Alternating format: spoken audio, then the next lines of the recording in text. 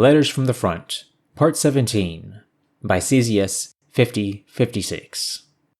30 December 3014. To my dove. I pray you find these lines well, and I thank you for writing to me on the 7th of this month. Although this war may try to drive us apart, our love will hold us strong.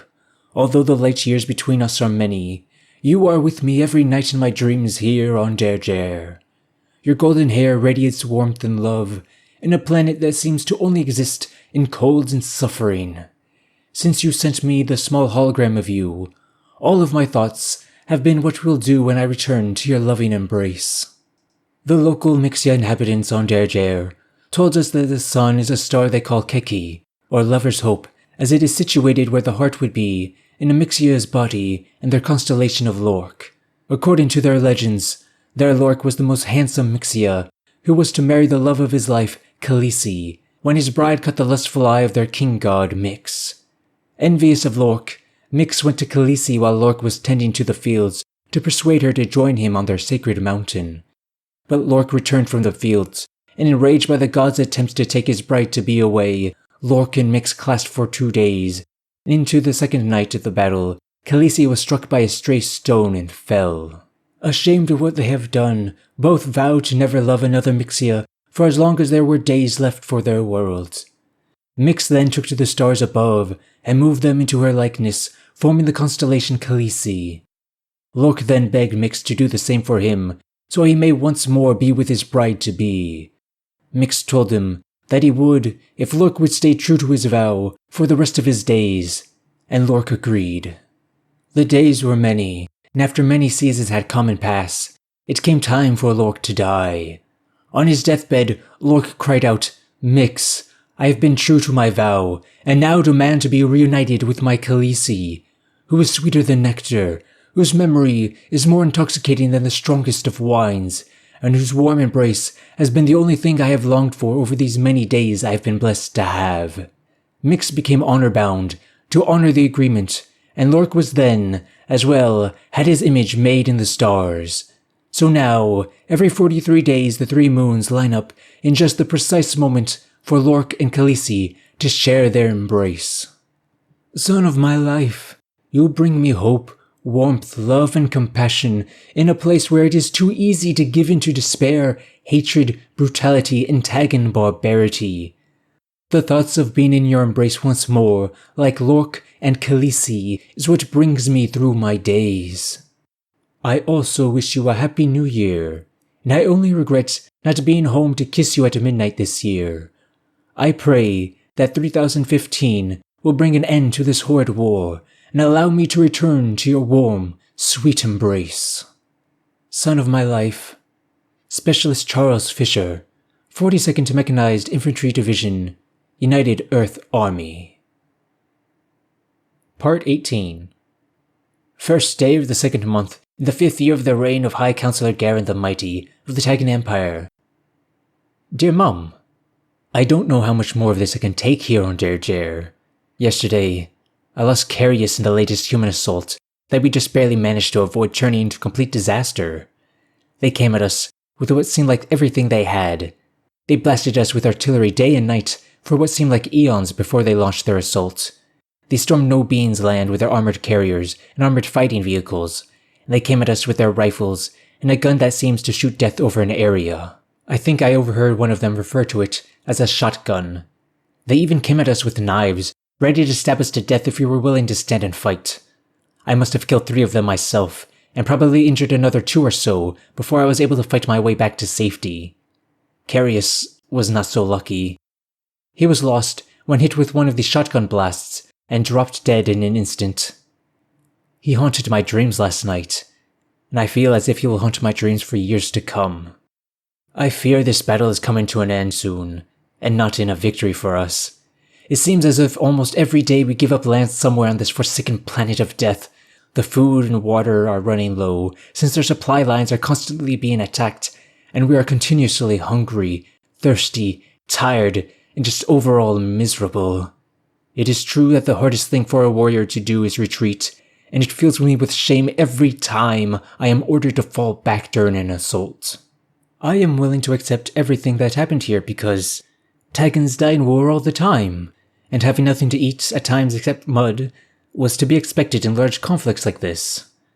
There is, however, one thing I cannot accept. 2 days ago, I received a Dear John letter from Berhilla.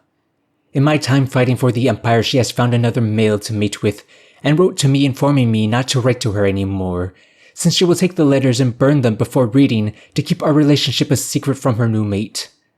She even said that we could remain friends and spend time together as a group when I return, as if I would want to spend time with her after what she did to me.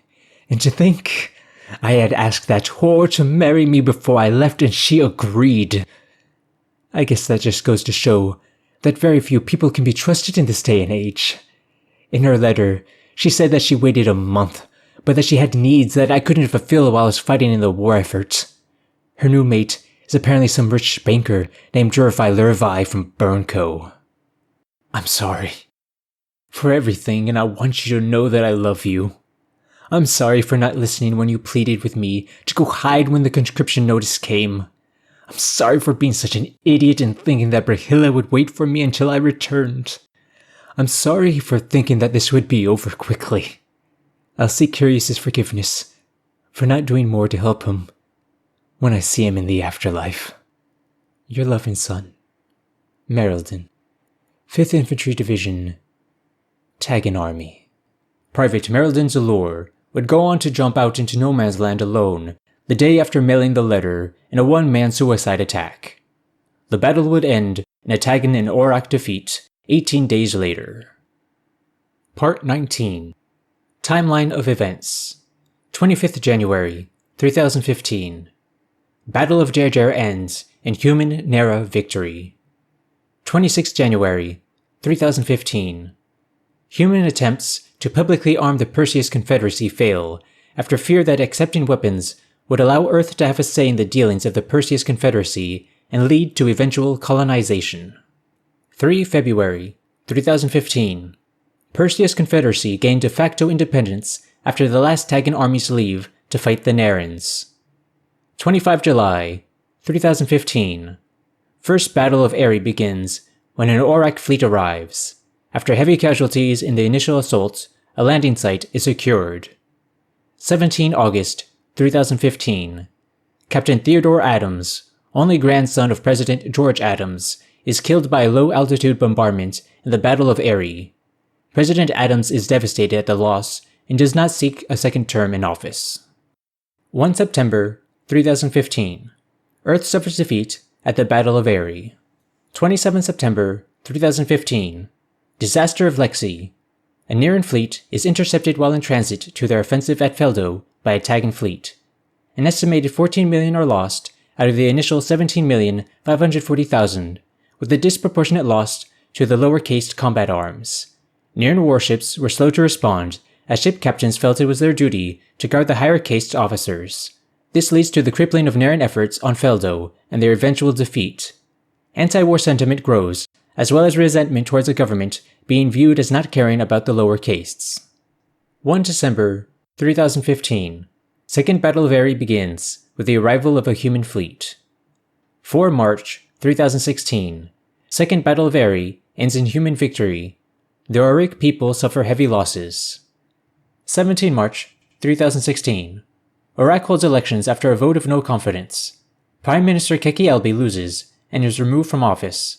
Minister Kasser Vecht replaces him. 31 April, 3016. Orak fleet above Regil 7 destroyed and combined human Nera assault. Landing sites are not secured. Orbital bombardment begins. 7 May, 3016. Landing site secured on Regil 7. 15 July, 3016. Orak holds parliamentary elections. The ruling Mary party is defeated by the anti-war Eri party. Prime Minister Kasser Vecht resigns and hands over her seat to the new Prime Minister Barovi Ji. 28 August, 3016. Protests begin on Nera on the one-year anniversary of the disaster of Lexi. Protesters demand an end to the war. 31 August, 3016. Orak acts against threats made by the Tagans and makes a separate peace with Earth and Nera. Total number of Orak casualties, is estimated to be 2 billion killed, 4,500,000,000 wounded, 15 million missing in action and presumed dead. 7 November 3016. Earth holds elections. Joseph Nisley of the Conservative Party is elected to Earth's presidency after he promises to continue the fight and not have those who already gave their all to have fallen in vain. 7 December 3016. Disaster of Yarv. Another Naren fleet is intercepted while in transit to their offensive at Omicron Persei 7 by a Tagan fleet. An estimated 13,250,000 are lost out of the initial 15,750,000, with a disproportionate loss to the lower-cased combat arms. Naren warships were again slow to respond, as ship captains felt it was their duty to guard the higher-cased officers. This leads to the crippling of Naren efforts on Omicron Persei 7 and their eventual defeat. News of the event is censored and classified. News begins to spread as soldiers who returned begin to refuse to return to their posts. 2 January 3017.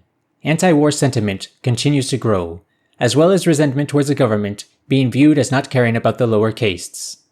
Talk of revolution begins as protesters see no action from the government. 1 March 3017. Naren revolutionaries, calling themselves the Scarlets, start widespread workers' strikes and demand the Emperor steps down. 3 March 3017. Naren Emperor, His Majesty Emperor Zeki III, orders soldiers to disperse the Scarlets and force workers back to work. The soldiers refuse to obey orders, and one quarter joins the revolutionaries. 4 March 3017. Street fighting begins between soldiers loyal to the Emperor and the Scarlets in an event that will be called Bloody Julk in Naren textbooks. 8 March 3017. Clashes continue between Loyalists and the Scarlets. The Scarlets gain popular support by hacking into the media signals and broadcast the news of the disaster of Yarv and promising an end to the war. 10 March 3017. His Majesty Emperor Zeki III is disposed and executed, as well as the royal family, by members of the Scarlets. One of the leaders, a lower caste kin member who only goes by Bisso, makes himself supreme leader. 17 March 3017. Nara ends their war against the Tagans. Total number of Nara casualties is estimated to be 2,594,000,000 killed, 6,718,000,000 wounded, 17,300,000 missing in action and presumed dead. The war returns to being purely a human Tagan war. 30 July 3017. Asteroid LIA 2873.17, measuring 1 mile across, strikes the Tagan homeworld of Taga. High Counselor Garen the Mighty of the Tagan Empire blames the humans for the strike and vows to avenge his people. Widespread devastation causes food shortages and destroys most wartime production on Taga. 8 August 3017. Earth gains grow rapidly as news of asteroid LIA 2873.17's impact causes a loss in morale amongst the Tagans. 2 February 3018. Earth moves to capture the last remaining planets with large industries on them. 24 July 3018. Earth victory. High Counselor Garen the Mighty of the Tagan Empire surrenders unconditionally, as human forces deliver an ultimatum demanding the unconditional surrender or face total destruction. Human armies and fleets seen amassing for their final assault on the outer limits of the Taga solar system.